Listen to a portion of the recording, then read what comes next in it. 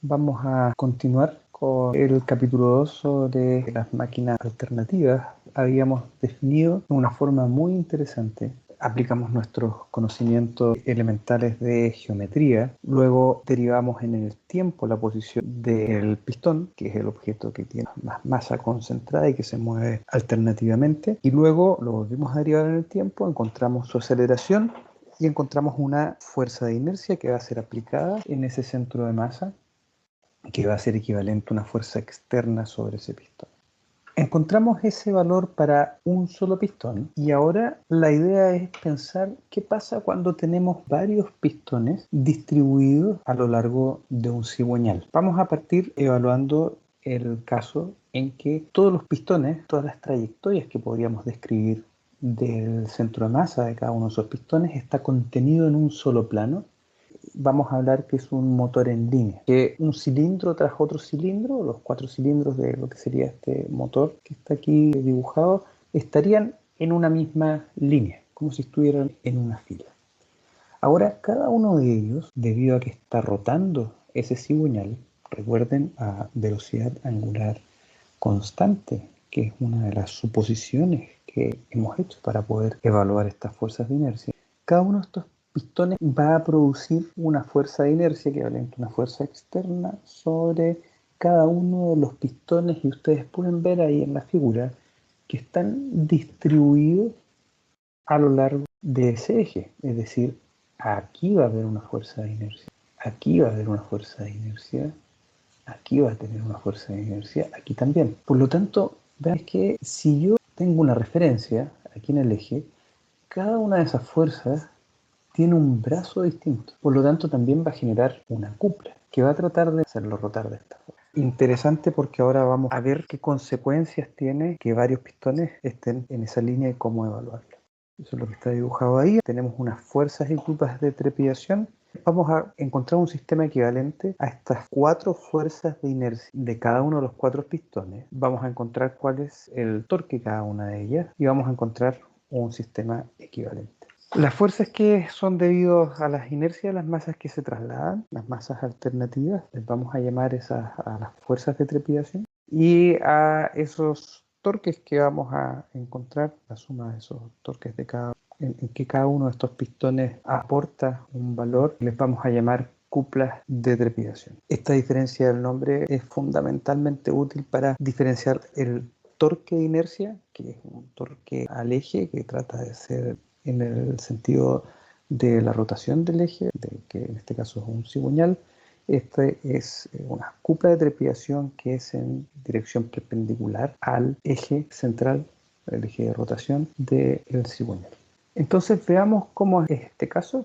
Vamos a escribir las ecuaciones que nos entregarían las fuerzas de estos 3 pistones. Vamos a definir unos ángulos de referencia, φ1, φ2 y φ3. Esos ángulos no cambian en el tiempo, y la gracia es que cualquier posición angular que tenga el pistón 2, por ejemplo, lo podremos definir como un ángulo θ que va a ser igual a ese omega t más φ2. Por lo tanto, ese ángulo θ lo vamos a dejar escrito en función de θ1 como θ2. Todo esto es igual a θ1 más φ sub 2, mientras que θ3, que sería todo este ángulo de acá, será θ1 más φ sub 3. Y cada uno de esos pistones tendrá una distancia medida a lo largo del eje del cigüeñal respecto a una referencia. Esa referencia puede ser cualquiera, que les vamos a llamar A1, A2 y A3. La fuerza de trepidación para un solo pistón la habíamos encontrado con esta ecuación, y por lo tanto, si ahora queremos sumar las fuerzas, como todas esas fuerzas de los de estos pistones que están todos en una misma línea, las podemos sumar y encontrar una fuerza total resultante. Tienen la misma dirección, el mismo sentido definido como positivo, por lo tanto podemos llegar y sumar sus valores algebraicos, y eso nos entregará una fuerza resultante que va a tener esta dirección y este sentido definido como positivo. Es decir, recuerden, vamos a encontrar una fuerza en esta dirección y con sentido positivo en ese sentido. Eso porque así lo definimos nosotros cuando encontramos el valor de la posición del pistón, y luego lo derivamos 2 veces, lo multiplicamos por menos su masa para tener la fuerza de inercia menos el angular. Si eso lo escribimos de esa manera y cada teta sub j lo escribimos como un phi sub j más teta 1, vamos a tener una sumatoria en la que vamos a tener esta identidad trigonométrica acá. Es el coseno de alfa más el coseno de beta más beta. El coseno de alfa más beta es igual al coseno de alfa por el coseno de beta menos el seno de alfa por el seno de beta. Y lo mismo con la componente en que tenemos dos veces el ángulo que describe el brazo del cigüeñal que corresponde a ese pistón, y lo vamos a escribir de esta forma. La gracia de escribirlo de esta forma es que coseno de phi sub 1 no cambia, coseno de phi sub 2 no cambia, coseno de phi sub 3 no cambia, porque phi sub 2 no cambia, phi sub 3 no cambia. Es una condición geométrica de cómo está construido el cigüeñal. De esa manera nosotros vamos a poder factorizar por el coseno de teta 1, que es el valor que es variable en el tiempo, que va aumentando teta 1 en el tiempo, multiplicado por un valor que es la suma de los cosenos de, en el caso de tres pistones, de tres constantes, tres ángulos que son constantes y son invariables en el tiempo. Y con eso nosotros vamos a poder buscar un diseño en el cual esas sumatorias de esos ángulos en coseno, en seno, en el coseno de dos veces ese ángulo y en el seno de dos veces ese ángulo sea el valor mínimo posible. Ojalá cero. Obviamente no se va a poder hacer siempre, sobre todo porque vamos a ver que las configuraciones que nos permiten encontrar un valor cero de fuerzas de inercia, torques de inercia y cuplas de trepidación son diseños caros de fabricar. Estas fuerzas de trepidación las vamos a separar en dos.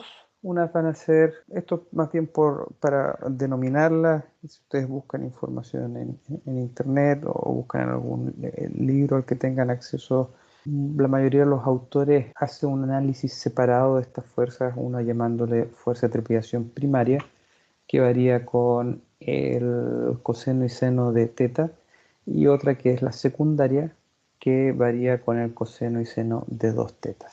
Aquí están las cuplas de trepidación, que lo que es ahora es esa fuerza de trepidación que teníamos en el pistón 1, está aquí, está acá y está acá.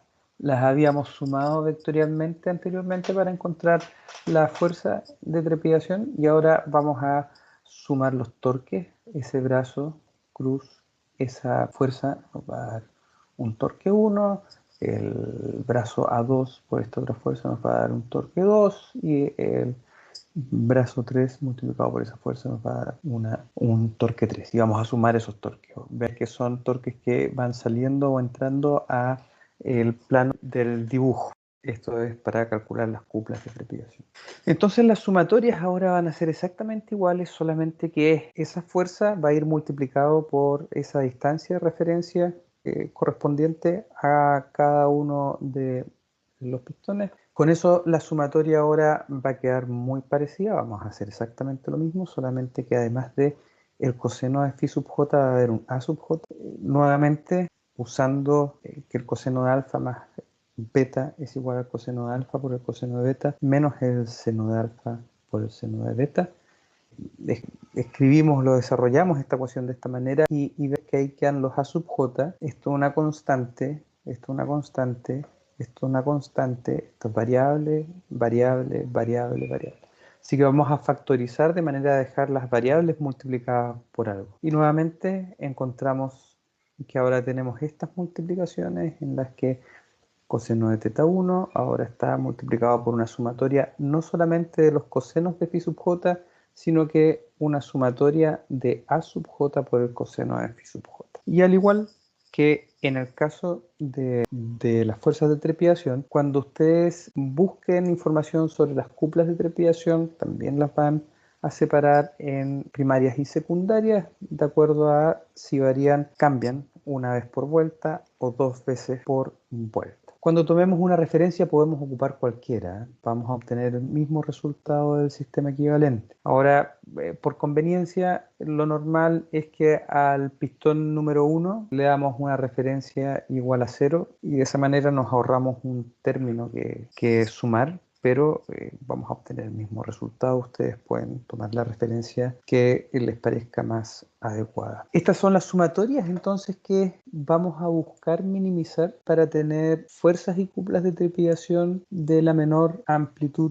posible. Eso es lo que vamos a buscar en distintos diseños. Y como ejemplo, que yo creo que es la forma más, hasta este punto tenemos claridad de qué significa cada uno de esos términos, y por lo tanto ahora pasamos a aplicarlo a un caso real, el motor de 4 pistones en línea con una configuración de esta forma. El cigüeñal es de los más convencionales que hay. Si a ustedes les cuesta imaginarse este dibujo, lo importante es que vean aquí una vista lateral, aquí una vista de frente, ¿verdad? Vean que este punto de aquí llega hasta acá, justo acá, y aquí está indicado 1 y 4, porque es el pasador que tenemos entre el cigüeñal y la biela para el pistón 1 y el pistón 4. Vean ustedes que están en esa misma altura, por eso están aquí. Lo mismo pasa con el 2 y el 3. Estos puntos de aquí están acá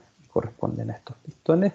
Y los pistones están numerados normalmente no por cómo se ven aquí en la vista frontal, sino que como están distribuidos a lo largo del cigüeñal, es decir, 1, 2, 3 y 4, como aparece acá. Por eso que no les llame la atención que aquí aparece 1, 4, no 1, 2 o 3, 4. El orden es de acuerdo a su distribución en el eje del cigüeñal. Eso que está aquí, ustedes tienen que lograr imaginárselo, porque después cuando tengamos otras configuraciones en que aquí lo que tengamos es un ángulo de 120 grados, por ejemplo, o ángulos de 90 grados, podría ser más difícil de imaginar, pero este caso del compresor o motor a combustión de 4 en línea lo van a encontrar en varios lugares.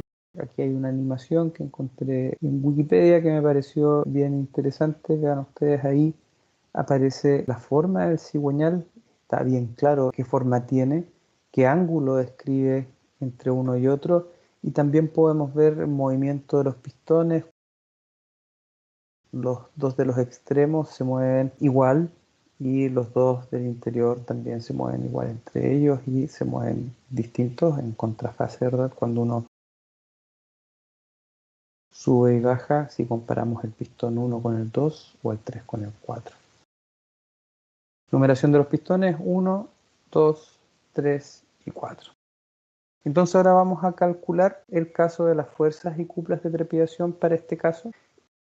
Eso es evaluar estas funciones. Al evaluar estas funciones, lo fundamental es encontrar estas sumatorias, y por lo tanto lo que tenemos que hacer es encontrar el valor de esas sumatorias. Vean que en estas sumatorias lo que tenemos son los valores de phi sub j y los valores de a sub j. Multiplicamos por 2 phi sub j, pero sigue siendo phi sub j el valor que debemos determinar para poder encontrar esa sumatoria. Por lo tanto, si yo me enfrento a un problema como este, lo que tengo que identificar son cuáles son los a sub j y cuáles son los phi sub j. Entonces vamos a hacer una tabla. Este va a ser el pistón, el número del pistón: 1, 2. Entonces para el pistón 1, que es este de aquí, nosotros vamos a fijar una referencia que va a ser θ1. Por lo tanto, θ1 más phi sub 1 va a ser igual a θ1. Eso significa que phi sub 1 es igual a 0. ¿Y por qué? Porque θ1 va a ser igual a θ1 más phi sub 1 y es igual a θ1 más 0. Y ese ángulo lo vamos a medir desde aquí hasta θ.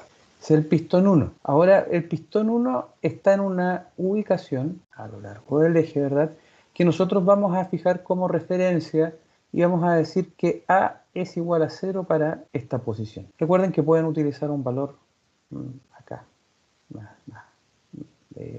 con otra distancia. Y vamos a definir esto como una distancia que por la construcción que tenemos es constante, igual a A. No A sub j, sino con valor A es una constante. Ya tenemos eso de ahí, y ahora tenemos que ver cuánto vale θ2. Entonces θ2 vamos a ver que es igual a θ1 más algo, y ese algo es este. Ahí. Entonces llegamos primero a θ1 y luego sumamos 180 grados y llegamos a θ2. Por lo tanto, θ2 es igual a θ1 más phi sub 2 y es igual a teta 1 más 180 grados. Por lo tanto, aquí vamos a poner que phi sub 2 es igual a 180 grados.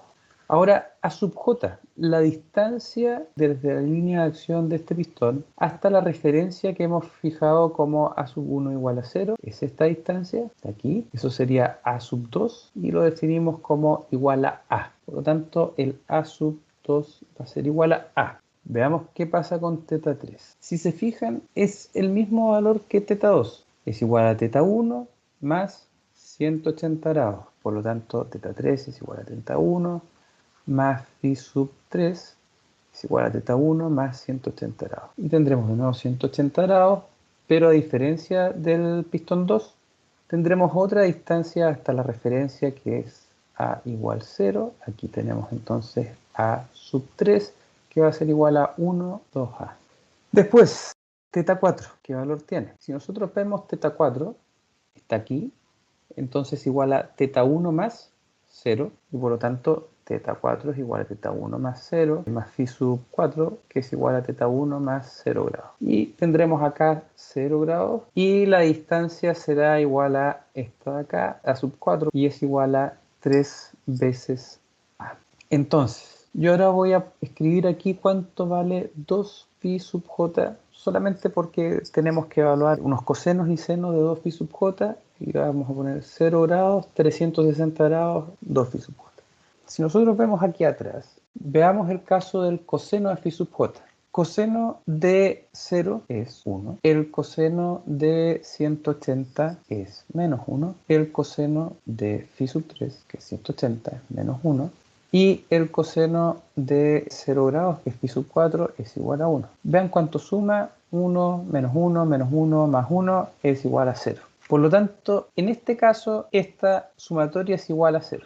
Ahora veamos la sumatoria del coseno de 2 phi sub j. Coseno de 2 phi sub j es 0, 0, 0, 0 para phi sub 1, phi sub 2, phi sub 3 y phi sub 4 respectivamente. Por lo tanto, el coseno de 0 es 1, el coseno de 0 es 1, el coseno de 0 es 1 y el coseno de 0 es 1.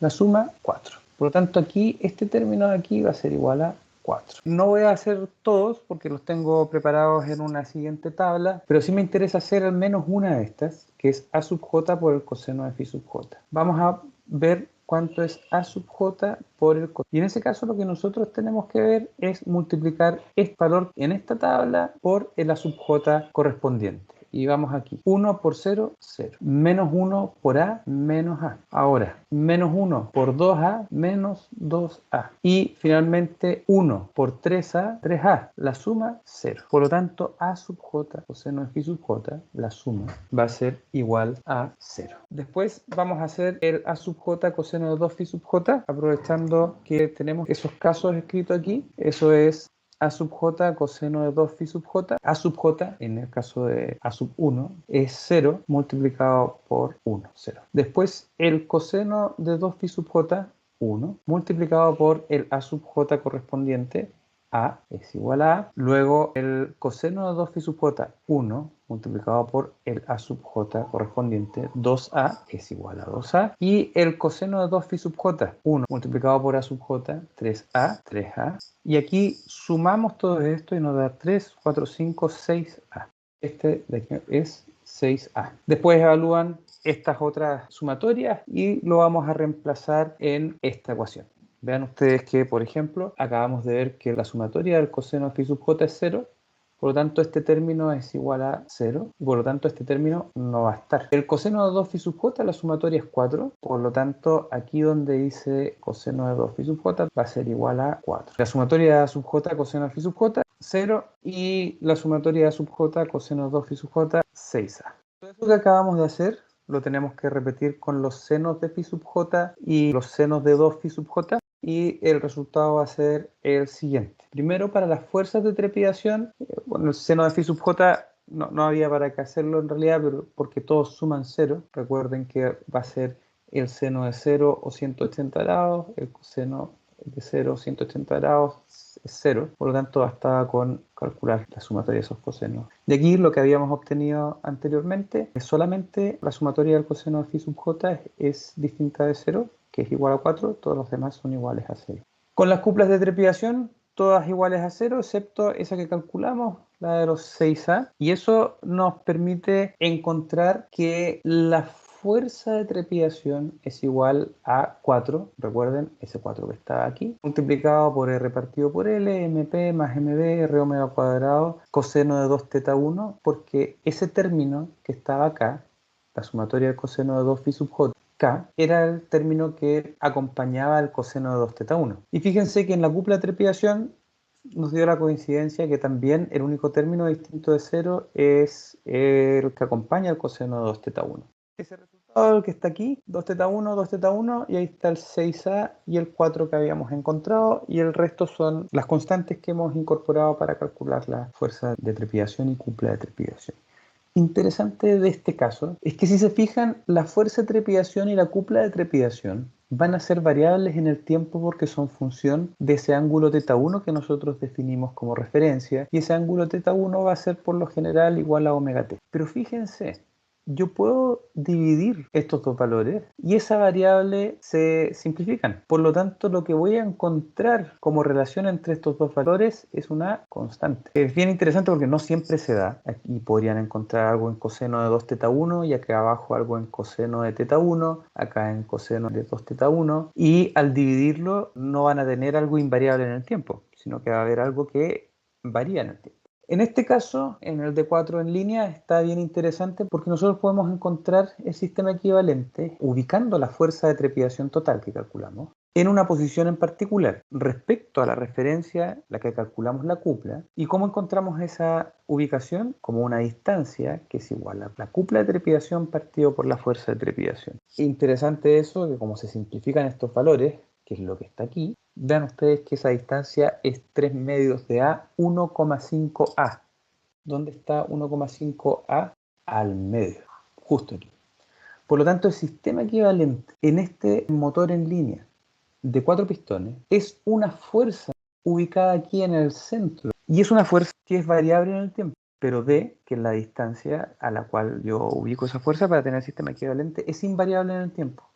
Por lo tanto, tengo un sistema equivalente en que pongo una única fuerza de trepidación total aquí en el centro y que va cambiando de amplitud simplemente, de esta forma. ¿Qué es interesante de eso? Que si yo pongo dos apoyos aquí, equidistantes, cada uno de esos apoyos se va a llevar la mitad de esa fuerza y por lo tanto va a estar bien distribuida la fuerza que debemos soportar en esos descansos debido a las fuerzas de inercia de los pistones en esos dos descansos. Distinto sería si yo tengo una configuración aquí de un eje, por ejemplo, tengo dos descansos y tengo un sistema equivalente en el cual la fuerza está en esta ubicación, ¿verdad? Me va a obligar a tener uno de los descansos de mayor dimensión que otro, o bueno, por temas constructivos seguramente voy a hacer los dos iguales y uno de ellos va a estar sobredimensionado. Así que desde el punto de vista del diseño es adecuado lograr una configuración en la cual yo tengo esta ubicación de la fuerza en el centro. Ahora, esto no siempre pasa, ¿verdad? Porque aquí tenemos dos variables en el tiempo que son las mismas, que al dividirlas permiten que esto aquí sea una constante, solamente en este caso. Cuando no es una constante, ¿qué significa? Que el sistema equivalente es una fuerza de trepidación que tiene valor variable y ubicación variable a lo largo del eje del cigüeñal. Interesante también, ¿verdad? Bien. Después de ver esto, la mayoría de los ejercicios de los certámenes se enfocan a calcular estas fuerzas de trepidación, cuplas de trepidación, sistemas equivalentes. Ustedes pueden ver que es bien sencillo en los certámenes número 2 de esta asignatura. Lo normal es que obtengan una mucho mejor nota que en el certamen 1, por eso mismo. Pero cuando se equivocan es porque no identifican bien los ángulos, los phi o los a. Entonces, principal cuidado que deben tener es ese. Después de calcular las fuerzas y cuplas de trepidación, hay algo interesante que queremos incorporar. Y es que cuando tenemos varios pistones, va a ser interesante o construir una geometría, o a partir de la geometría construida, decidir cuando uno de los pistones empieza su trabajo, su etapa de trabajo o su etapa de compresión, en el caso del compresor alternativo, y cuando empieza esa misma etapa de trabajo alguno de los otros pistones. ¿Por qué esto es interesante mostrarlo después de haber visto el motor de 4 en línea?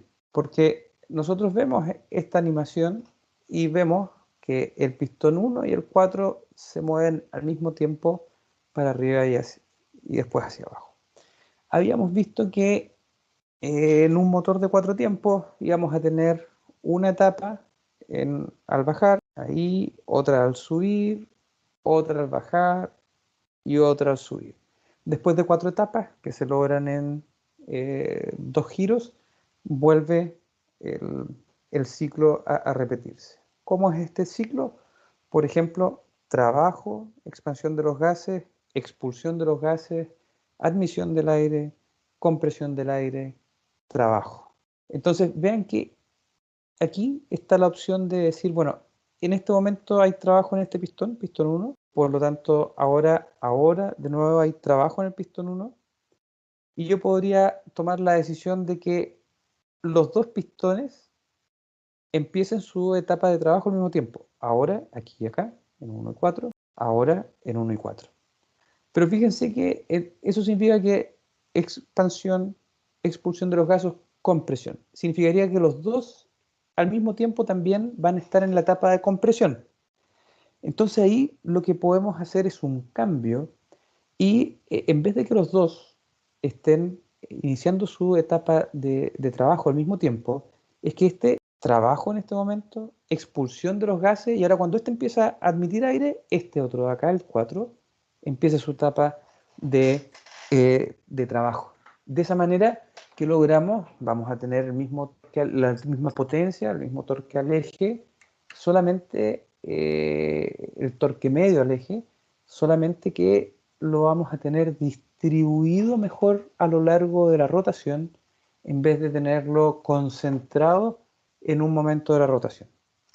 Y eso es lo que uno busca esquematizar con esto, en el que hemos puesto aquí en un motor de 4 tiempos que un ciclo se repite después de 2 giros, 720 grados. Hemos marcado en el pistón 1, 2, 3 y 4 con un círculo rojo cuando el pistón está en el punto muerto superior, es decir, cuando el volumen contenido en el cilindro es el menor, y eso sucede a los 0 grados y a los 360 grados para el pistón 1, porque fijamos una referencia, es decir, para el pistón 1 estamos ahí y ese es el ángulo θ igual 0.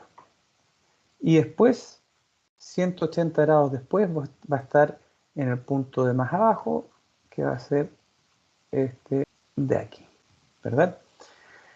Ahora recuerden que tenemos 180 grados de desfase con el pistón 2, el pistón 1, el pistón 1.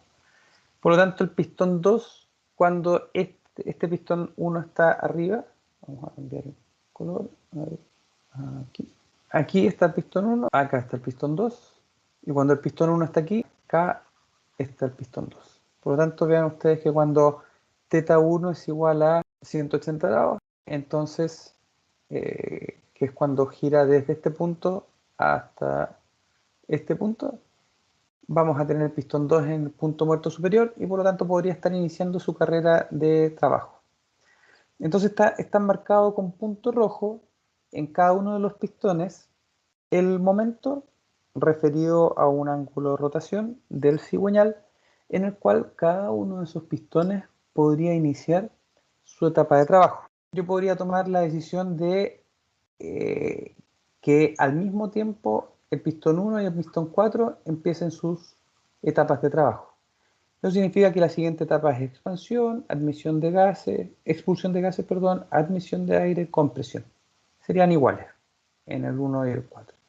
Y podemos tomar la misma decisión en el pistón 2 y 3, que inician sus etapas de trabajo al mismo tiempo y se cumple el ciclo, ¿verdad? Pero si vemos qué sucede con esa decisión entre los 0 grados y los 360 grados vamos a tener el periodo en el cual van a estar trabajando los 4 pistones, mientras que después va a haber una vuelta completa en la cual no va a haber ningún pistón trabajando, ningún pistón entregando torque al eje, debido a la expansión de los gases. Pero podemos tomar otra decisión, que es esta etapa de trabajo, no ponerla al mismo tiempo que el pistón 1, sino que llevarla al siguiente punto en el cual podíamos tener la etapa de trabajo, que era después de alcanzar el punto muerto superior, y hacer exactamente lo mismo con este otro pistón de acá y llevarlo a esta posición. Si hacemos eso, aquí están las etapas de trabajo ahora, vean ustedes que durante toda la rotación del eje vamos a tener pistones sucesivamente aportando torque al eje.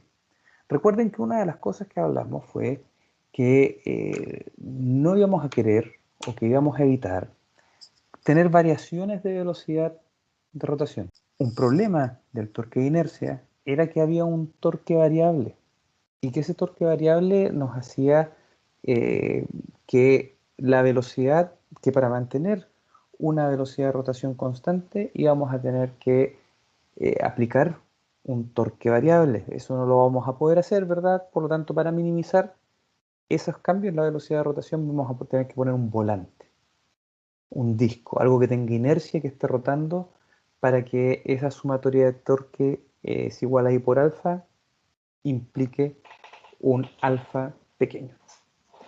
Lo mismo pasa aquí con el orden de encendido. Si nosotros tenemos torque concentrado en una vuelta y después no tenemos torque durante otra vuelta, vamos a tener mayores variaciones de velocidad que si tenemos el torque distribuido como aparece aquí. Mayores variaciones de velocidad, pero la misma velocidad media, el mismo torque medio. Así que ahora vamos a pasar al análisis dinámico de un motor con varios cilindros. Eso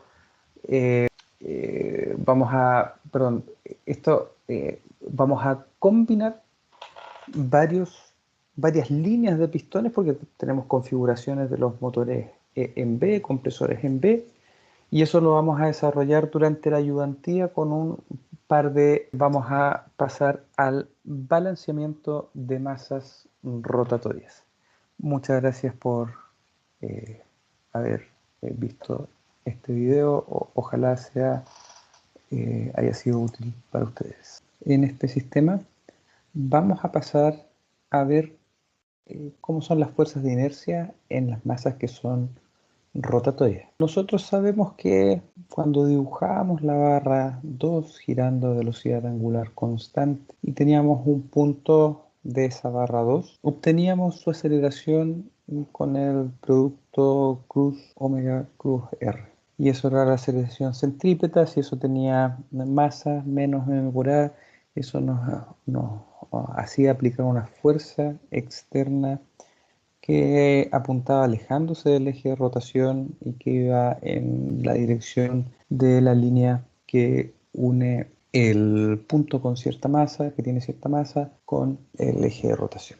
Eso es lo que está esquematizado aquí. Y es que si esa masa estuviera contenida en el eje de rotación, esa fuerza de inercia sería igual a cero. Recuerden que esa fuerza de inercia tendría una magnitud de m por omega al cuadrado por e. Si e es cero, esa fuerza va a ser cero. E, distancia desde el eje de rotación hasta el punto donde está el centro de masa. En esa dirección, en ese sentido. Mientras que si ese valor de E es distinto de cero, entonces tendremos una fuerza externa aplicada en la posición de este centro de masa. Recuerden que es equivalente a eso porque es una fuerza distribuida, porque es sobre todas las partículas que tienen masa, pero que es equivalente a aplicarla ese punto en particular del centro de masa. Y su magnitud es m omega cuadrado d. Yo creo que aquí todos se van a imaginar cómo lo podemos solucionar, ¿verdad? Tenemos este eje con esa masa que está girando. Si lo vemos de frente, mirándolo desde este lado, veríamos el eje ahí contenido en un punto y, por ejemplo, esa masa m en esta posición. y con esa fuerza F hacia allá, ¿verdad? Y supongan que esto gira así. Entonces, ¿qué es lo que haríamos? Ya lo vieron en la geometría de los cigüeñales, ¿verdad? Las animaciones que vimos para explicar cómo funcionaba este sistema, se pone un contrapeso al otro lado. En el caso del cigüeñal, ¿verdad? Tiene una forma bien particular, pero lo que estamos haciendo es poner al otro lado una masa, que puede ser una masa mayor, una masa menor, pero lo importante es que si esta es la masa 1 y esta es la masa C, que le vamos a llamar correctora, lo importante es que M1 por omega cuadrado por E1 sea igual a M2, M correctora, por omega cuadrado por E correctora. Estos de aquí son mismos, se simplifican, ¿verdad? Entonces, los productos M por esta distancia deben ser iguales. Entonces, esta masa por esta distancia debe ser igual a esta masa por esta distancia. Y con eso vamos a poder compensar poniendo algo aquí al frente y con eso aplicamos una fuerza en esa dirección, sentido contrario a esta otra fuerza de acá, y logramos compensar esa fuerza. Esa es la naturaleza de lo que vamos a estar logrando a partir de encontrar la resultante de todas esas masas desbalanceadas que están rotando e ir decidiendo dónde ubicar masas de manera de que sumen cero y por lo tanto se encuentre balanceado. Ahora, interesante, nuevamente, al igual que cuando hemos calculado las otras fuerzas, ¿cuál es la idea de que este valor sea lo menor posible? Que esa fuerza externa sea lo menor posible. Es que esa fuerza, además de las fuerzas del proceso mismo de la máquina, que pudiera ser un ventilador, por ejemplo, ahí están las fuerzas aerodinámicas, una bomba, las fuerzas hidrodinámicas, esas fuerzas las tienen que soportar los descansos, pero si además tenemos que soportar estas fuerzas, vean ustedes que esa fuerza externa la vamos a soportar con estos elementos. Por lo tanto, si tenemos una máquina que tiene una fuerza alta de estas características, vamos a tener que construirla con descansos, alojamientos más robustos, más caros, que ocupan más material. Por lo tanto, obviamente vamos a tratar de minimizar ese efecto. Vamos a hablar de un desbalanceamiento estático y de uno dinámico. Bueno, el nombre ya nos indica de qué se trata. El estático es porque se detecta estáticamente, el dinámico se detecta dinámicamente. ¿A qué se refiere con que sea estático? Que no se mueve, no está rotando. ¿A qué se refiere que sea dinámico? Que sí está rotando. Entonces, cuando tenemos un eje con una masa como esta, que lo vamos a dibujar aquí en la vista frontal, si yo suelto este eje y lo dejo libremente y no tengo roce en estos descansos, va a estar la fuerza del peso mg y por lo tanto aquí se genera un torque y eso lo hace rotar y va a llegar hasta acá. Por lo tanto, debería estar en esa posición de equilibrio, suponiendo que aquí no hay roce. Entonces, estáticamente, uno puede tomar un eje, ponerlo sobre unos descansos muy bien lubricados y moverlo, me refiero a hacerlo rotar, por ejemplo, un arco de circunferencia o darle un pequeño giro después de tenerlo y siempre, bueno, y detenerlo por la inercia, no frenarlo, ¿verdad? Y siempre se va a detener en esta posición, la masa desbalanceada abajo. Y por eso es que estáticamente, sin la necesidad de hacerlo girar a una velocidad angular constante o cercana a su velocidad de rotación de la máquina, vamos a poder detectar eso. Incluso hay algunos procedimientos para máquinas muy grandes, donde no hay máquinas balanceadoras tan grandes, es que se repite este procedimiento varias veces, se define por lo tanto la posición en la cual está concentrada la masa hacia abajo. Obviamente esto es un ventilador, por ejemplo, por lo tanto no es que tenga esa forma, pero siempre se detiene en esa posición, así que yo marco ahí el ventilador, esto es decir, ahí está el ventilador, tiene las aspas, y siempre se detiene y marco ese punto donde se detiene, y lo que uno puede hacer es, como sabe que ahí está el centro de masa en esa línea, entonces uno lo puede girar 90 grados y dejar esto con esa posición acá. ¿Qué gracia puedo hacer con eso? Yo le puedo soldar o sostener una pequeña barra y esa barra ponerla aquí abajo contra una pesa. Y con esa pesa yo puedo medir el efecto del peso en este brazo de aquí, con el que voy a calcular esa masa. Con la relación puedo tener la masa desbalanceada y después balancearlo y saber con cuánto balancearlo. Como pueden ver, eso es estático, que el rotor está desbalanceado. Técnicamente esto es que el eje principal de inercia coincida con el eje de rotación. El desbalanceamiento dinámico es aquel que no podemos determinar en forma estática.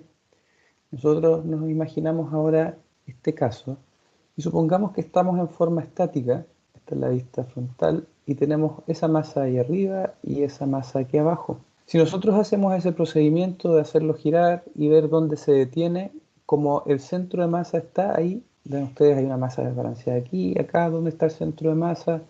En la línea que une esos dos puntos al medio, y eso coincide con un punto del eje de rotación. Por lo tanto, si yo repito el procedimiento, probablemente esto va a parar en esa posición, en esta posición, siempre en posiciones distintas. Cuando eso pasa es porque está balanceado estáticamente, por lo tanto voy a pensar que está balanceado. Pero sucede que estáticamente yo lo percibo como balanceado, y si yo estuviera midiendo aquí el peso que soportan cada uno de estos elementos, va a ser el mismo, ¿verdad? El centro de masa está aquí. Bueno, ustedes verían que parece balanceado, pero si tiene esta configuración de distribución de masas, voy a tener esta fuerza, m omega cuadrado e, y esta otra fuerza.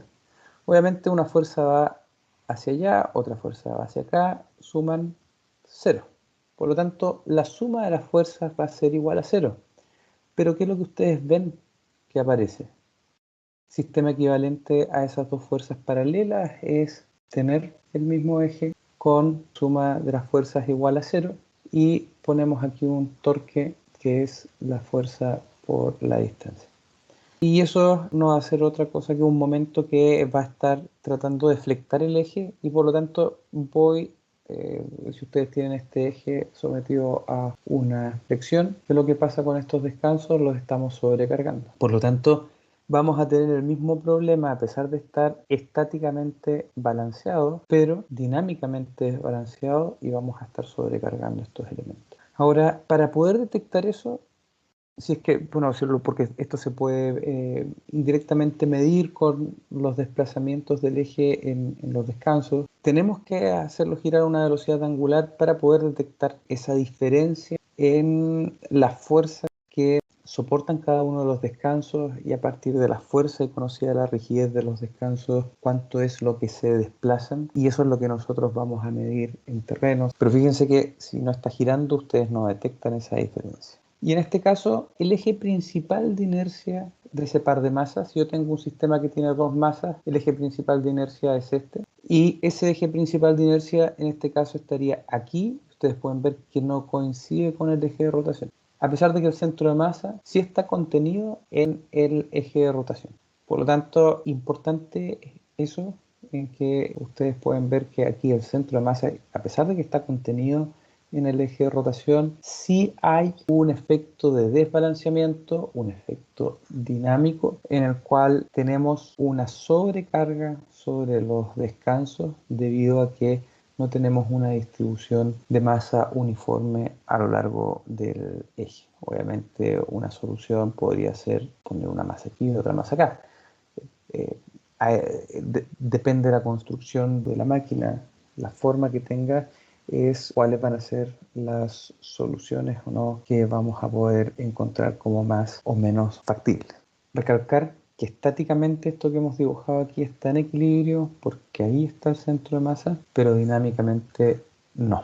Tipo de desbalanceamiento en este caso es desbalanceamiento estático, lo detectaríamos, ¿verdad?, en forma estática. Esto se incorpora a este dibujo porque es importante no confundir el tipo de desbalanceamiento con la cantidad de planos en los que tenemos masas desbalanceadas. Son dos cosas distintas, y bueno, hay que identificar el tipo de desbalanceamiento que tenemos para saber cómo balancear. Entonces, la idea va a ser encontrar la sumatoria de fuerzas debido a ese desbalanceamiento. Vamos a encontrar una sumatoria de fuerzas que es distinta de cero, y por lo tanto vamos a incorporar una nueva fuerza que haga que la nueva sumatoria de fuerzas sea igual a cero. Y lo mismo vamos a hacer con la sumatoria de torque. Va a ser distinta de cero a lo largo del eje porque vamos a fijar una referencia, ¿verdad? Y vamos a ir viendo cuál es el torque que genera cada una de esas fuerzas de inercia. Va a ser distinto de cero, entonces incorporar un nuevo torque, de manera que la sumatoria de torque sea igual a cero. Ahora, como tenemos que incorporar un nuevo torque y una nueva fuerza, vamos a tratar de hacerlo en forma combinada, ¿verdad? Porque ¿cómo vamos a incorporar un torque? Sin incorporar una fuerza, haciendo esto, por ejemplo. Pero si además sabemos que debemos incorporar una fuerza, bueno, esa fuerza habrá que ver dónde incorporarla y tal vez la podremos incorporar agregando esta fuerza, agregando aquí un valor a esta fuerza o cambiando un poco la inclinación del punto de aplicación de esta fuerza que estamos agregando. Y eso lo vamos a ver en un procedimiento a continuación. El desbalanceamiento se debe minimizar, lo vamos a minimizar con ese procedimiento y ese procedimiento de minimizar esa suma de fuerzas y de torques que se aplican sobre el eje es lo que se conoce como balancear. Entonces vamos a ver un ejemplo. El primero es este, en que ustedes pueden ver que tenemos en un mismo plano tres masas desbalanceadas. Por lo tanto, ¿qué podemos hacer? Podemos decir que aquí, y esto gira a velocidad angular constante, entonces podemos decir que aquí habrá una fuerza que va a ser m1 omega cuadrado e1, aquí va a haber una fuerza m2 omega cuadrado e2, el mismo omega, y acá va a haber una fuerza m3 omega cuadrado e3. Y vamos a hacer lo mismo que hemos hecho con anterioridad, que es sumar las fuerzas y encontrar la resultante.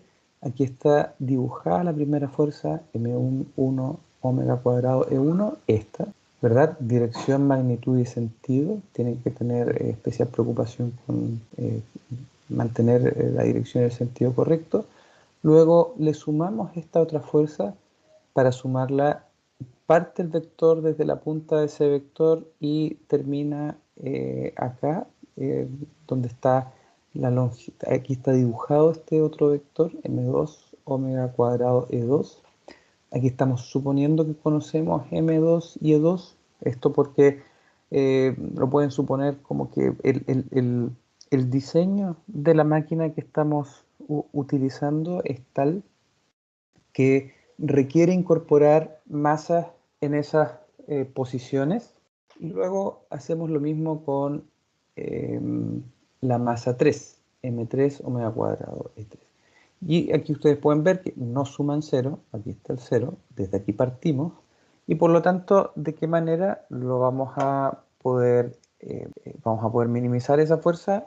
Bueno, agregando, porque en este momento, si nosotros hacemos la sumatoria de fuerzas, el resultado de la suma de todas esas fuerzas es este vector, que es esa fuerza que yo les dije que era distinto de 0. Por lo tanto, ahora tenemos que minimizar esa fuerza resultante. ¿Y cómo la vamos a minimizar? Sumando una fuerza para que la suma de todas esas fuerzas ahora no sea ese vector rojo, sino que sea 0. Y lleguemos ahí nuevamente. ¿Cómo lo logramos hacer? Bueno, aquí está dibujado, ¿verdad? Agregar ese m4 omega cuadrado e4. Vean que los omegas son los mismos, a veces depende del libro del cual estudien, van a incorporar el omega o simplemente lo van a sacar y van a dibujar los vectores solamente con los m por e. Cualquiera de las dos formas es adecuada. Y finalmente eso significa que si yo quiero incorporar esa nueva fuerza, tendré que incorporar esta nueva masa, esa nueva masa que me permite ejercer esa fuerza externa y por lo tanto que sumen igual a 0. Ahora, en este caso, ¿verdad? Que están todas estas masas, esta era la masa correctora, ¿verdad? Estas eran las masas que tenía el rotor. Estaban todas en un mismo plano. Pero nosotros vimos la problemática que se da cuando están en distintos planos y es que aparecen unos torques, ¿verdad? Entonces ahora vamos a ver el caso en el que están en distintos planos. Vean ustedes que ahora tenemos la masa 1, la masa 2 y la masa 3. Las dibujamos en exactamente la misma posición angular relativa de manera de que se parezca al ejercicio anterior, pero que incorpore estas distancias que nos van a obligar a agregar una fuerza y un torque. La única forma de agregar una fuerza y un torque es agregando masa en dos posiciones. No podemos hacerlo con... Bueno, perdón, obviamente si el torque sumara cero y la fuerza no sumara cero, ¿verdad? Ahí sí lo podríamos compensar con una sola fuerza. Eso se podría dar con una sola masa correctora en un solo plano. Eso se podría dar si es que el resultado de la distribución de este desbalanceamiento fuera un desbalanceamiento estático, pero es poco probable por la forma que tiene. Entonces lo primero es que se tiene que seguir cumpliendo esto de la sumatoria de fuerza, lo vamos a minimizar. Siguen siendo los mismos vectores porque siguen siendo las mismas masas, pero ahora tenemos que incorporar una distancia para la cual nosotros vamos a encontrar un torque. Tenemos este primer diagrama de sumatoria de fuerzas y ahora tendremos que ver qué pasa con los torques. Entonces tendremos que dibujar esos torques. Entonces, lo que vamos a hacer es ubicar una masa correctora y la vamos a incorporar, esto es sumamente arbitrario, pero desde aquí vamos a medir una distancia desde un plano A. ¿Por qué quise incorporarlo al medio? Para que vean lo que pasa con las masas que están a un lado y a otro lado, que es un caso que podría traerles alguna dificultad. Entonces vamos a suponer que estamos mirando esto desde acá y hacia allá, ¿verdad? Y que este dibujo, por lo tanto, el que está aquí es mirando hacia allá. Vamos a poner aquí a ver si esto fuera hacia allá un Z. Va entrando X cruz Y, entonces acá tendríamos un eje X y un eje. No, mejor lo vamos a cambiar, ¿verdad? Porque para que sea más convencional.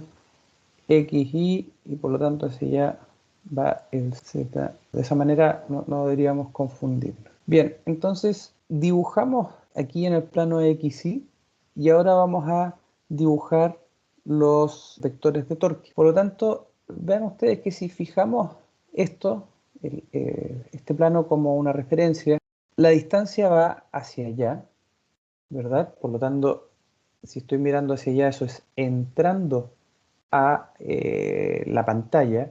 Si yo hago producto cruz de R que entra a la pantalla, cruz este vector fuerza de aquí, ¿verdad? Regla a la mano derecha, tendré este valor de aquí, ¿verdad? En esta dirección, ¿sí?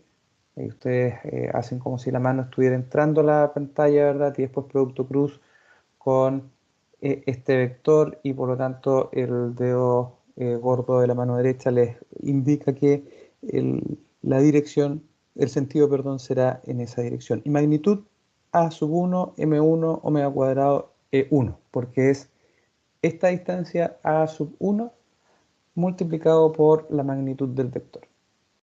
Luego tendremos que hacer lo mismo con la masa 2. En este caso tendremos una 2 distinto, y ahora con la referencia que utilizamos y con este plano de referencia tenemos que sale de la pantalla el vector A2, que vendría siendo el que está marcado aquí, ¿verdad? Esa distancia que vendría siendo el R. Ese R cruz este vector que está aquí, que es M2 omega cuadrado E2, regla a la mano derecha, ¿verdad? Saliendo de la pantalla, producto cruz con este vector, el dedo gordo les queda apuntando hacia abajo, que es lo que está dibujado aquí, y luego repitiendo lo mismo, pero con omega 3, perdón, M3 omega cuadrado E3, ahora con un A3 que es mayor, A3.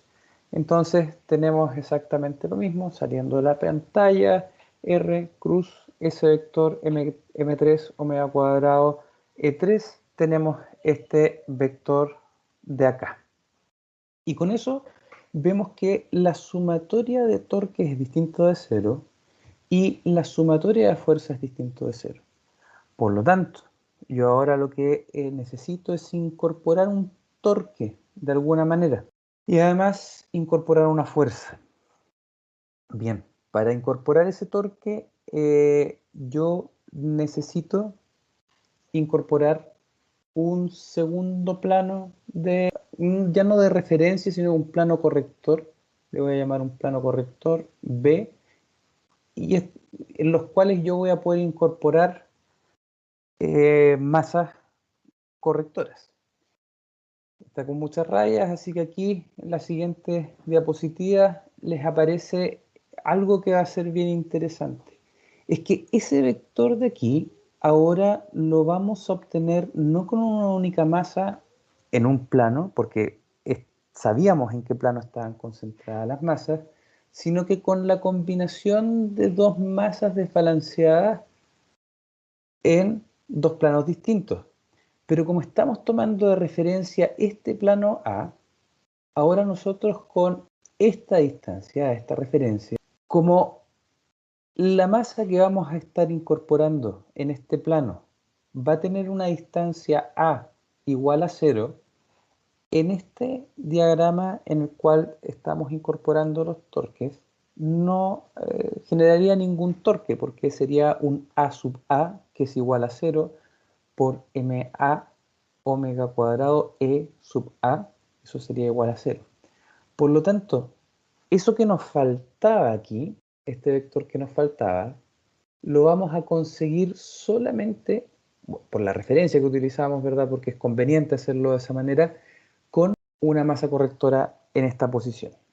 Y eso está interesante porque nos permite que ahora tenemos que lograr este vector de aquí con una masa en el plano B.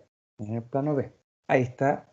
Recuerden que en el plano B el vector distancia R, ¿verdad? Para hacer producto cruz, para encontrar el torque, va saliendo de la pantalla. Por lo tanto, el producto cruz de un vector que va saliendo de la pizarra, cruz un vector corrector que es mb omega cuadrado eb, me debe dar esta dirección. Si ustedes hacen esa combinación, ¿verdad? De mover la mano, la palma de la mano hacia afuera de la pantalla y ver hacia dónde tendrían que mover la mano para que el dedo gordo de la mano derecha les apunte en el sentido de este vector, es que ese vector debe ser en esta dirección perpendicular, y como conocemos A sub B, la distancia, ¿por qué la conocemos? Porque estos planos de referencia son arbitrarios, por lo tanto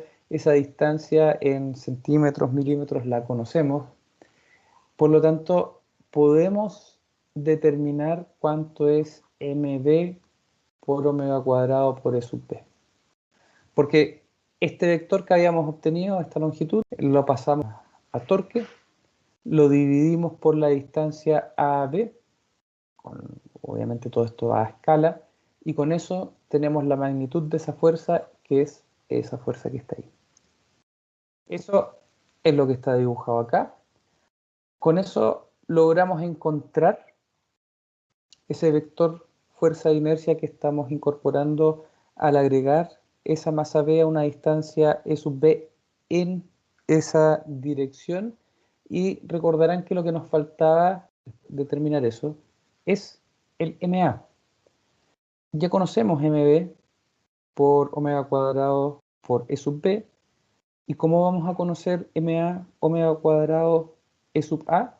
Porque sabemos que estos dos vectores deberán sumar este vector que está aquí. Lo que está dibujado acá, pasamos de este vector que está aquí, está dibujado acá, lo conocemos, y sabemos que la suma de ese vector más el de MA omega cuadrado E sub A debe ser igual a este vector de acá, que es la fuerza que estamos agregando para que la sumatoria de fuerzas sea igual a 0, y eso será un vector que va así, ¿verdad? Y por lo tanto eso de ahí será igual a MA omega cuadrado E sub A, que es lo que está dibujado acá.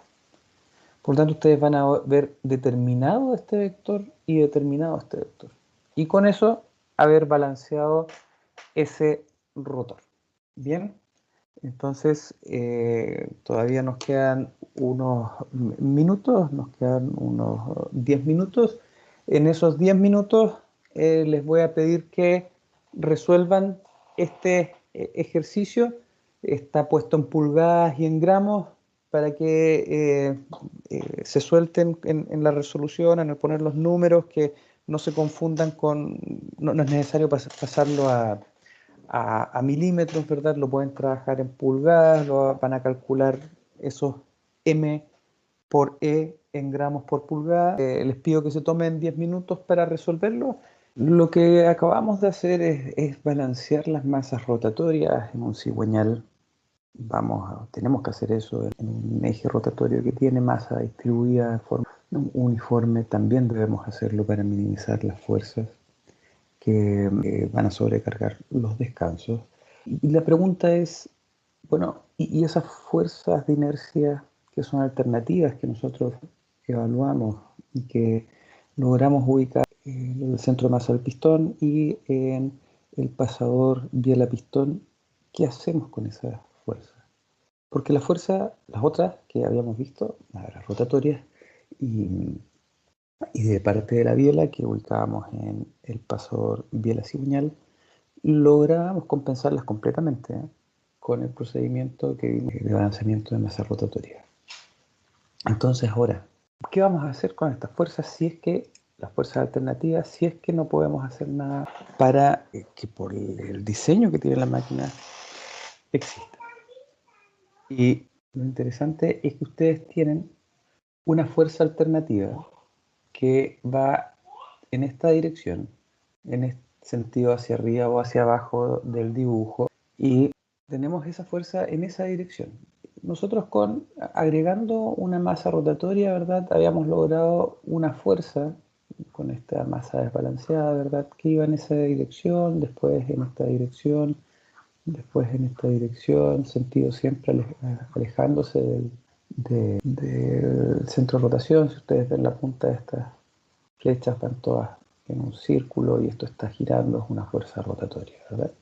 Mientras que acá teníamos una fuerza que llegaba hasta aquí, parte del cero, ¿verdad? Llegaba hasta aquí, después llegaba hasta acá. Por lo tanto, la punta de la flecha va describiendo esta trayectoria. Ustedes pueden ver que ahora, ¿cómo agregar una fuerza que tenga solamente esa dirección? Acá estaba más o menos fácil, porque esto era rotatorio, y cambiaba la dirección al mismo tiempo que iba cambiando la posición angular del eje. Entonces, ¿cómo hacerlo de esta forma? Y bueno, yo les pido que pongan aquí en pausa el video un momento y que piensen 5 minutos eh, sobre cómo se les ocurre que podríamos lograr una fuerza como esta. Entonces, les pido que pongan una pausa ahora y volvamos en 5 minutos. Bueno, ya tendrían que haber pasado los 5 minutos, ¿verdad? Pues pusieron pausa, estuvieron reflexionando sobre cómo hacerlo. Es importante la reflexión porque de esa manera yo puedo entender mejor estos contenidos. Y la respuesta va a ir en este sentido. Supongamos que tenemos esto que está rotando y tenemos que compensar una fuerza que es esta y que después va hacia abajo.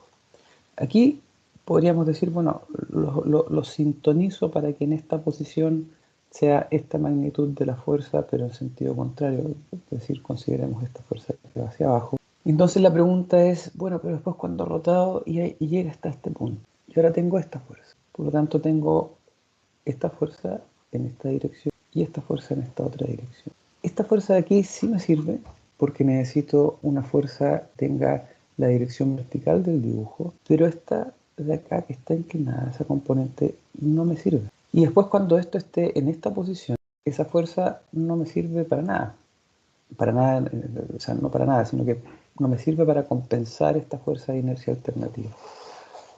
Pero, ¿qué es lo que podríamos hacer? Podríamos aplicar aquí una fuerza. Y en este instante de tiempo en el que estamos aquí, aplicar esa fuerza en sentido contrario. Y para que esta fuerza no sea igual a cero, aplicar esa misma fuerza. la suma de esas dos fuerzas. Y si ustedes se fijan, eso es equivalente a aplicar este mismo vector que está aquí, pero inclinado en la otra dirección. Originalmente esto estaba aquí. ¿Cómo lograré inclinarlo en esa dirección? Fíjense, rota en un sentido, rota en otro sentido. ¿Y qué pasaría si esto está acá?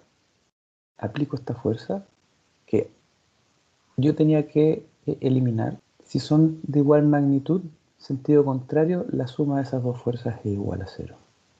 Por lo tanto, ¿cómo vamos a combinar esto para tener una fuerza alternativa? Vamos a tener un elemento que gira en sentido horario, antihorario, otro elemento que gira en sentido antihorario, a la misma velocidad, con masas desbalanceadas. ¿Qué es lo que va a hacer eso? Van a ser dos elementos que estén conectados con un engranaje, por ejemplo, que uno le transmita el movimiento al otro, de manera que giren a velocidad angular igual, pero en sentido contrario, y vamos a ubicar una masa desbalanceada, por ejemplo aquí y acá, siendo este el eje de rotación. Y de esa forma, con esa configuración, vamos a lograr una fuerza resultante de esas dos masas desbalanceadas que va a tener una sola componente en la dirección vertical y el sentido va a ir variando en el tiempo. Interesante, eso obviamente existe, es algo de este tipo, son unos engranajes de balanceo, esto lo tienen, bueno, obviamente es una pieza adicional que es más caro de construir, hay no muchas aplicaciones en las cuales necesitamos que estas fuerzas de inercia sean lo más bajas posible, en elementos de precisión, por ejemplo. Pero en general un elemento de precisión no va a estar movido por un motor a combustión, o sea, no en general, sino que nunca. Y lo que podría hacer es, por ejemplo, un motor a combustión que esté cerca de un lugar donde se requiere que no haya movimiento. También eso se puede solucionar con aisladores de vibraciones, pero esto ayudaría. Pero donde más se encuentra es en vehículos de alto precio, donde el objetivo es que los pasajeros no sientan que el vehículo se mueve por efecto de las fuerzas de inercia del pistón. Y como pueden ver, engrana con el eje. Ojo que recuerden que hay una parte de esa fuerza que podría ser a la velocidad de rotación o a dos veces la velocidad de rotación. Eso lo vamos a lograr con la relación de transmisiones entre los engranajes. Si el engranaje es más pequeño, conectado al engranaje del cigüeñal, entonces va a girar más rápido. Yo lo podría hacer girar a dos veces la velocidad de rotación. Y como pueden ver, esa masa desbalanceada se logra poniendo un tramo más acá, ¿verdad? Aquí está la masa desbalanceada, vean ustedes que está todo este disco, medio disco dentado en esta parte superior, en esta parte de aquí, ¿no? Y de esa manera tenemos la masa desbalanceada sincronizada y tenemos esas fuerzas que compensamos. Por lo general, esto no se hace, solamente en casos muy particulares, pero vean ustedes que es una solución ingeniosa para evitar estas fuerzas de inercia. Perdón, no para evitar esas fuerzas de inercia, sino que para evitar la sobrecarga que esas fuerzas de inercia podrían aplicar sobre algún elemento de mi interés, que podría ser la soportación de este motor, los descansos del cigüeñal. Entonces, ojo con eso. Bien, entonces ya hablamos de las fuerzas de inercia de las masas alternativas. Ya hablamos y de cómo compensarlas, que es de esta manera. Ya hablamos de las fuerzas de inercia de las masas que rotan. Y acabamos de ver también cómo se compensan esas fuerzas de inercia de manera de no sobrecargar o sobrecargar lo menos posible los elementos. Entonces ahora vamos a pensar en el torque de inercia. El torque de inercia que lo calculamos para un pistón, ¿verdad? Eh, y lo vimos una gráfica en que aparecía el torque debido a la combustión en un motor más el torque de inercia. Vimos que era significativo, sobre todo a altas velocidades. El torque medio motriz no iba a cambiar, pero sí iban a cambiar las fluctuaciones de torque. Y eso va a tener, lo que implica es que cambie la velocidad de rotación y nosotros vamos a, depende de la aplicación a la que estemos usando este motor a combustión o este compresor alternativo, vamos a querer o no evitar cambios, fluctuaciones de la velocidad de rotación. Entonces tenemos que imaginarnos un disco que por un lado tenemos un torque motriz y por otro lado tenemos un torque resistente. Nosotros tenemos un motor que mueve algo y ese motor se mueve a 1500 revoluciones por minuto.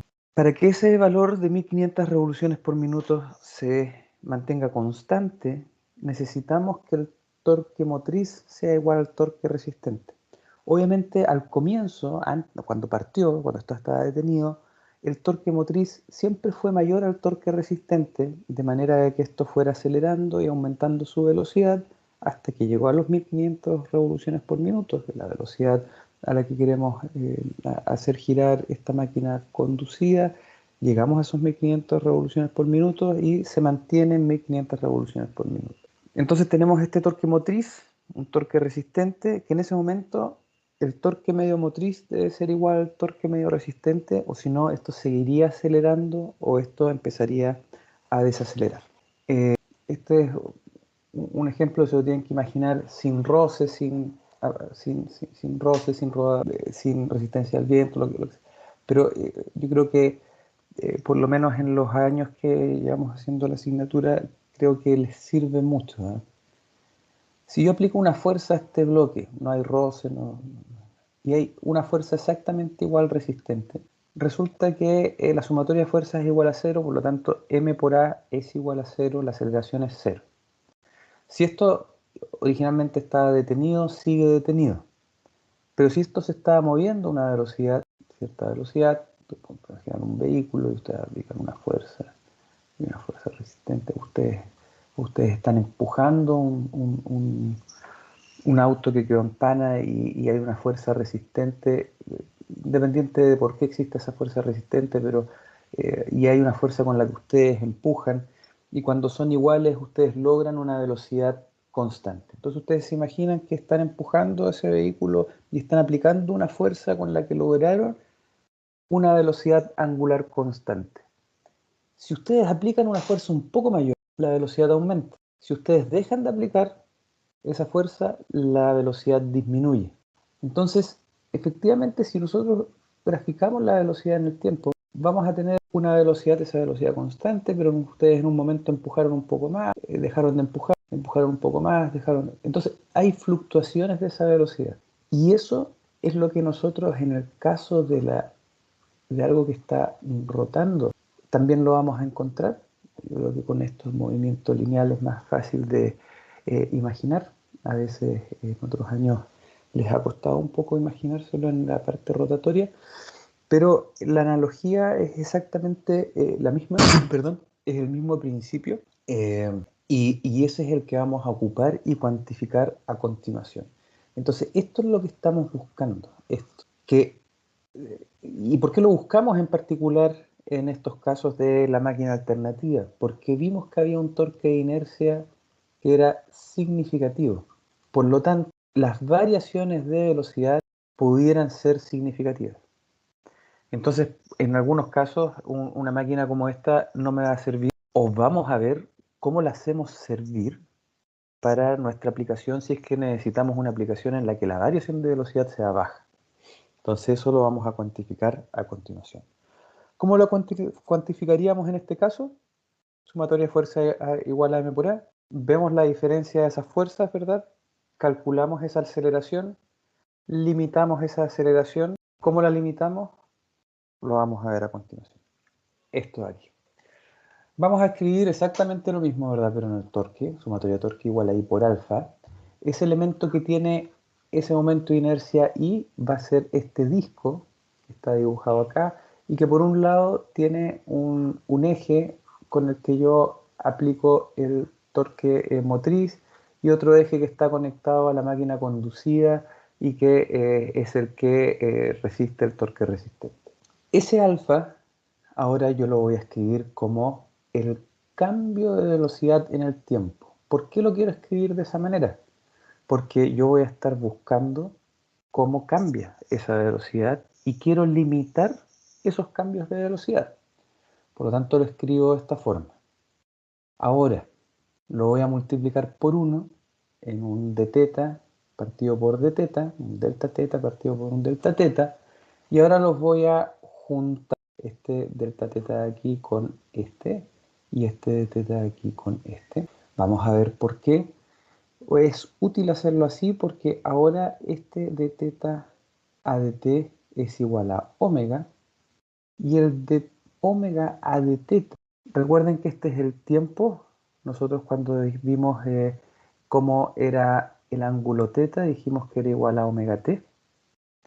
Por lo tanto, estos gráficos van a estar relacionados y podemos pasar de un ángulo, esto sería equivalente en el sistema no rotacional, traslacional, se está trasladando, es ponerlo respecto a la distancia recorrida, ¿verdad? Velocidad versus la distancia recorrida, cómo ha ido cambiando esa velocidad.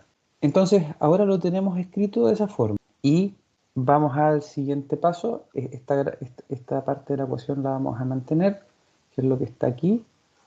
Y la sumatoria de torque, vamos a decir que tenemos solamente el torque motriz y el torque resistente. La diferencia de ese torque va a ser torque motriz menos torque resistente.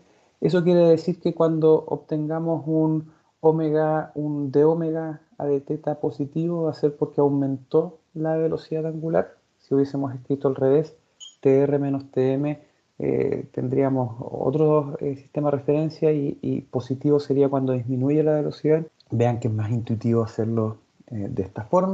Pasamos el de teta para acá, multiplicando, y acá nos queda I por omega de omega. Esto es una constante porque es el momento de inercia de ese disco. Y ustedes conocen bien, ¿verdad?, la integral de omega de omega. Vamos a integrar en un área que está entre la velocidad angular mínima y la velocidad angular máxima, y integramos torque motriz menos torque resistente respecto a teta, y lo igualamos a la integral de I por de omega entre omega mínimo y omega máximo. ¿Y eso por qué? Porque por la analogía que teníamos acá, lo que estamos haciendo es buscar la velocidad mínima e integrarlo hasta la velocidad máxima. Y bueno, eso después vamos a ver que dependiendo de cómo sea en el tiempo, lo vamos a tener que ir integrando por tramos. Habíamos quedado aquí, exactamente. No, aquí. La integral de omega es omega cuadrado medio, es evaluado entre los límites de integración omega mínimo y omega máximo. Esto acá sigue igual. Omega máximo al cuadrado menos omega mínimo al cuadrado lo vamos a factorizar como con omega máximo menos omega mínimo por omega máximo más omega mínimo, todo eso dividido por 2. ¿Y por qué es interesante hacerlo de esta forma? Porque ese valor que está aquí es la velocidad angular media, por lo tanto queda escrito de esta forma, omega media, y ahí está omega máximo menos omega mínimo.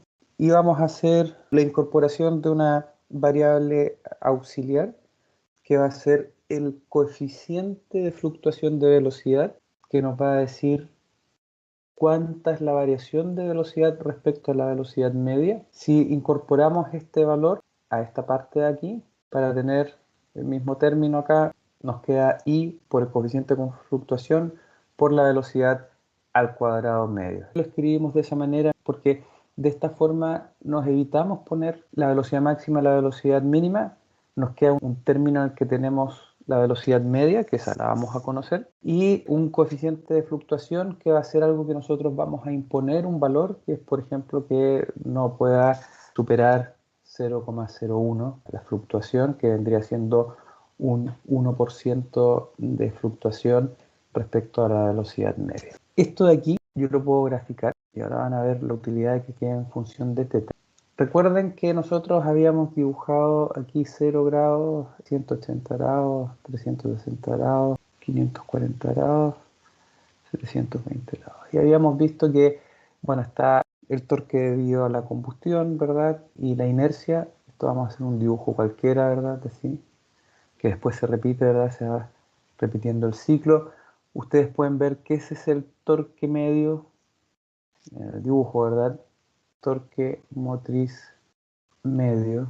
Y nuevamente, para que no cambie la velocidad media, ¿verdad? No esté acelerando infinitamente o desacelerando infinitamente, ese mismo nivel debe ser igual al torque resistente medio.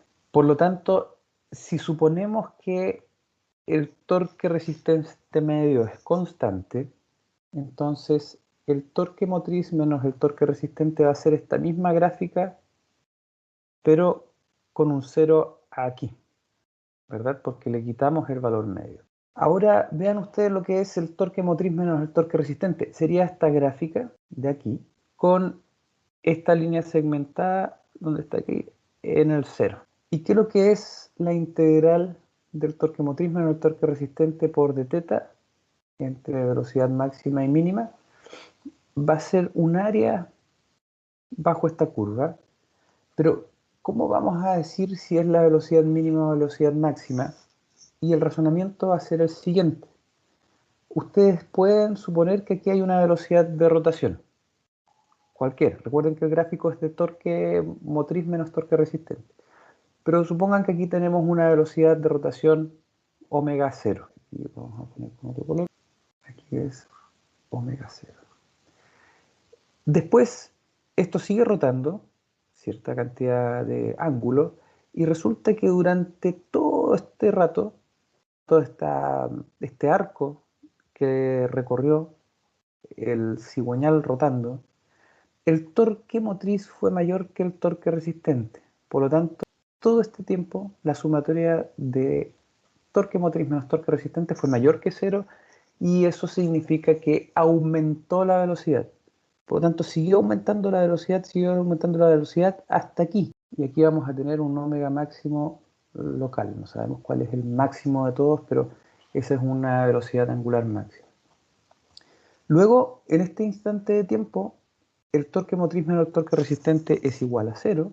Por lo tanto, nos sigue acelerando y después todo este arco que recorre el rotor, el torque resistente era mayor que el torque motriz, por tanto torque motriz menos torque resistente es un valor negativo y por lo tanto todo este tiempo que pasó por aquí, de aquí a acá, la velocidad angular fue disminuyendo.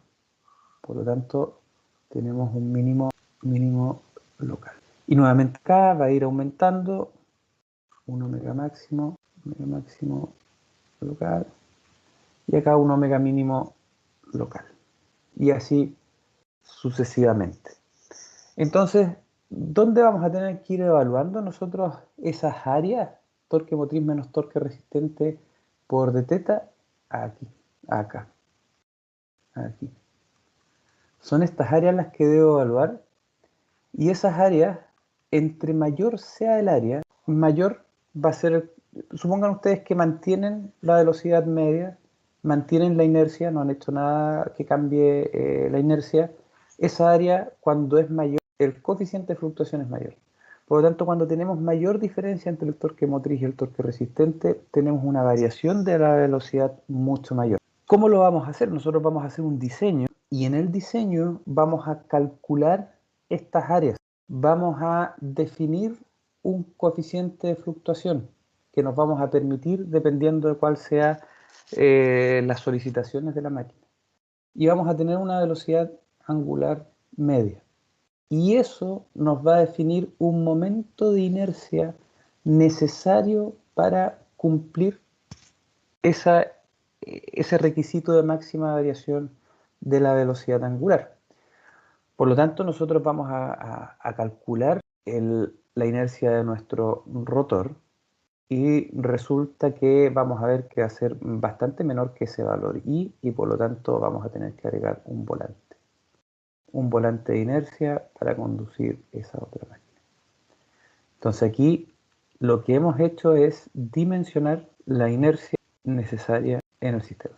¿Para qué? Para cumplir ese coeficiente con fluctuación. Obviamente, si nosotros tenemos, si el rotor, nosotros calculamos su momento de inercia y su momento de inercia es mayor que este momento de inercia que calculamos aquí, con esta coeficiente de fluctuación, entonces la variación de velocidad con la máquina tal cual está se cumple, pero si no, entonces tendremos que agregar un volante de inercia. Varias máquinas tienen volantes de inercia, no es otra cosa que para disminuir o eliminar fluctuaciones de velocidad que pudieran ser perjudiciales para la función para la cual ha sido diseñada la máquina.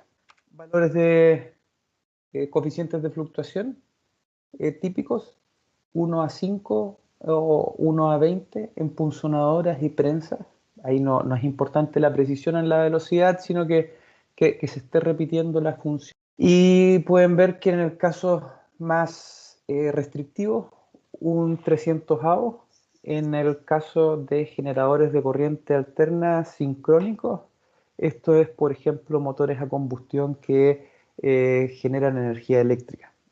Aquí en esta zona no hay muchos, pero en la zona austral, Coyhaique, por ejemplo, Villa O'Higgins, ellos, bueno, hasta hace algunos años la mayor cantidad de energía se generaba con generadores diésel y bueno, esos tenían que tener un volante de inercia grande.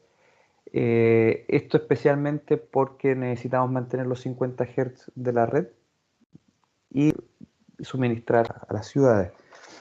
Obviamente, no, obviamente por eso ustedes, si conocen a alguien de la zona, la calidad del suministro eléctrico desde el punto de vista de la frecuencia de la red es muy variable, no es muy precisa.